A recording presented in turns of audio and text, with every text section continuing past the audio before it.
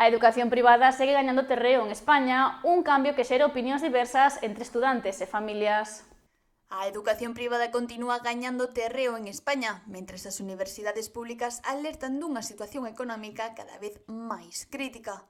O número de centros privados achégase xa ao das públicas e concentran máis da metade da oferta de másters, especialmente en modalidades non presenciais. A educación pública segue sendo a opción preferida pola maioría, valorada pola súa calidade e accesibilidade. Soy partidaria de todo lo público y fui profesora toda la vida en la pública. La pública. E por qué? Porque é máis general, creo eu. Ao meu entender é un poquinho máis general. Non obstante, tamén hai quen opta pola privada, buscando un maior cuidado e atención individualizada para o alumnado. En la privada porque para mí mantienen bien los alumnos.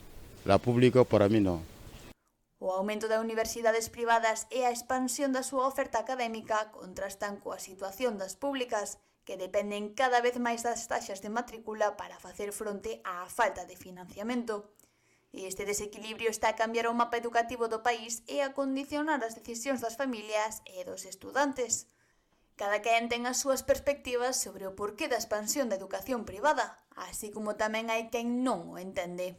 Al poder que está cogiendo la privada en educación, en sanidad y como siempre las cosas están en manos de los ricos y la capacidad que tienen para convencer al pueblo llano, que no sabemos entender otras cosas.